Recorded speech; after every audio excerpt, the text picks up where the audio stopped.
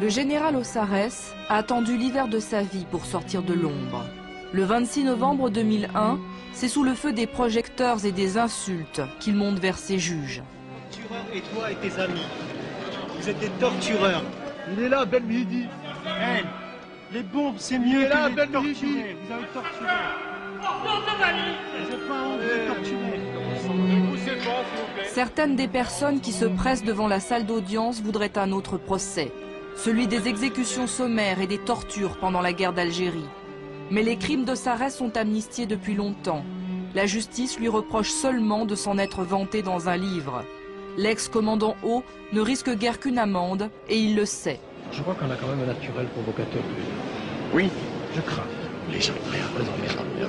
Faut dire que c'est... Le général Ossarès est le premier officier à donner des détails sur la torture employée pendant la bataille d'Alger en 1957. Mais si dans son livre il relate sans regret le sort réservé aux hommes du FLN, il ne fournit aucune précision sur les traitements réservés aux femmes. Les femmes arrêtées pendant la guerre d'Algérie étaient traitées de la même façon que les hommes, madame. Est-ce que ça veut dire qu'elles étaient torturées de la même manière que certains hommes ont pu être torturés? Certainement, madame. Les femmes étaient-elles violées au cours de ces interrogatoires? Jamais, madame, jamais. Le viol, un mot qui dérange. Peut-être le dernier tabou de la guerre d'Algérie.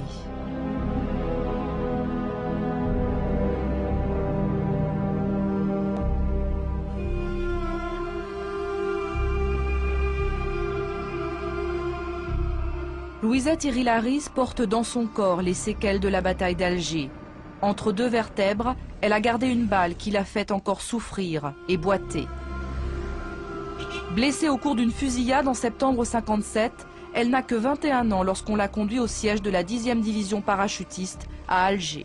C'est là où on m'a transféré de l'hôpital quand j'étais grièvement blessée. On m'a plâtré et c'est là où résidait le siège du général Massu. Et là où Graziani, j'ai eu à subir ces actes.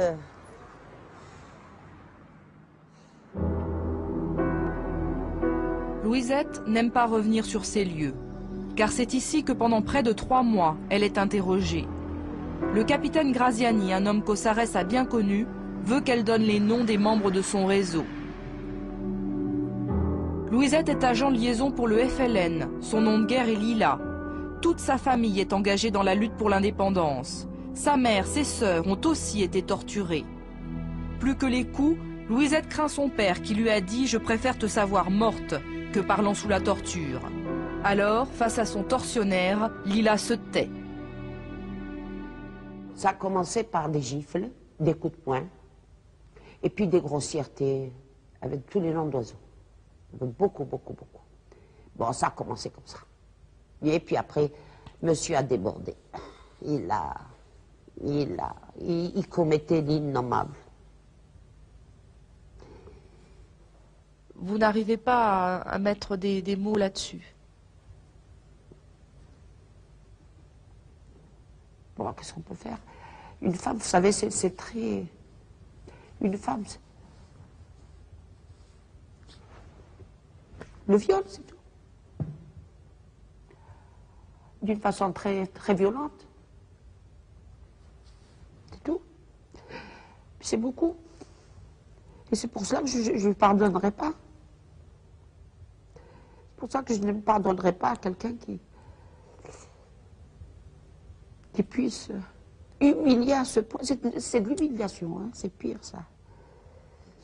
Vous savez, à la limite, j'aurais préféré des tortures, enfin, j'aurais préféré la gégène, j'aurais préféré les bidoirs, j'aurais préféré, je ne sais pas, les coups, les insultes, les injures, les crachats, et puis les mots grossiers, là, ça, enfin, je m'attendais à tout cela, mais pas au viol. Contrairement à ce que prétend Ossarès, il y a donc bien eu des viols dans les centres d'interrogatoire d'Alger, y compris à l'époque où il dirigeait en secret les services de renseignement de la ville. De l'autre côté de la Méditerranée, une deuxième femme, française, en témoigne. Annick Castel n'a pas accepté facilement de remuer ses souvenirs douloureux. Si elle parle, C'est au nom de toutes celles qui en Algérie ne pourront jamais le faire. Annick Castel a eu 20 ans dans les Aurès. En 1954, elle accompagne son mari nommé instituteur dans la commune de Babar, à 200 km au sud de Constantine. André Castel est communiste. Il s'engage aux côtés du FLN. Annick, elle, n'est pas une militante. Pourtant, quelques jours après l'arrestation de son mari en juillet 1957, des parachutistes l'interpellent à Alger. Ils la conduisent à l'hôpital de Bir Traria, transformé en quartier général.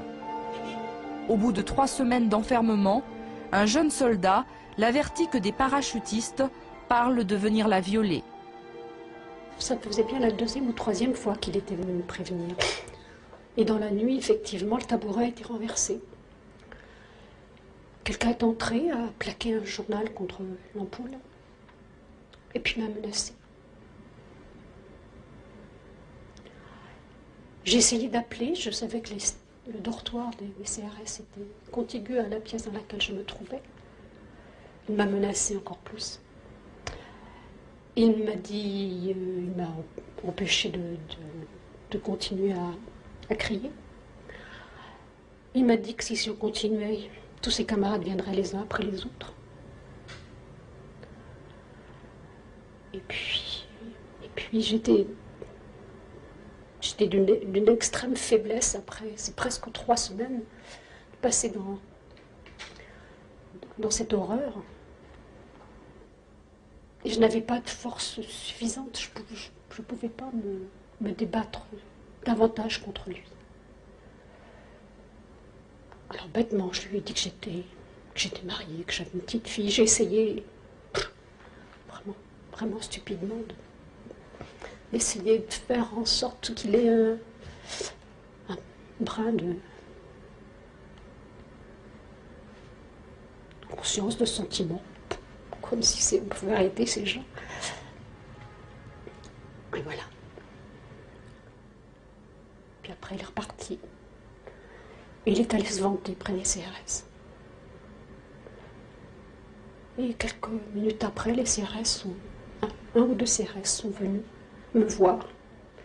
Je leur ai dit que je les avais appelés, ils m'ont dit qu'ils n'avaient rien entendu. C'est à peu près le récit que je peux en faire. Vous avez revu le jeune parachutiste qui avait tenté de vous avertir? Non, jamais. Je ne l'ai jamais. Je croyais qu'il était venu vous voir le lendemain, non? Alors oui, oui, si, on parle du lendemain. Le lendemain matin, effectivement, puisqu'on pouvait rentrer comme on voulait dans la pièce, donc lui aussi pouvait rentrer dans cette petite pièce. Le lendemain matin, j'ai eu peur, parce que je me suis dit, ça y est, c'est quelqu'un qui revient. Et en fait, il est revenu me trouver, presque en pleurant, en me disant, je sais ce qui s'est passé, je sais ce qui vous est arrivé. Et il m'a apporté un morceau de baguette, toute fraîche, avec du beurre. Et il pleurait presque. Les soldats français n'ont pas tous été des bourreaux. À l'instar de la torture, le viol n'a été le fait que d'une petite minorité. Henri Pouillot a été appelé en Algérie.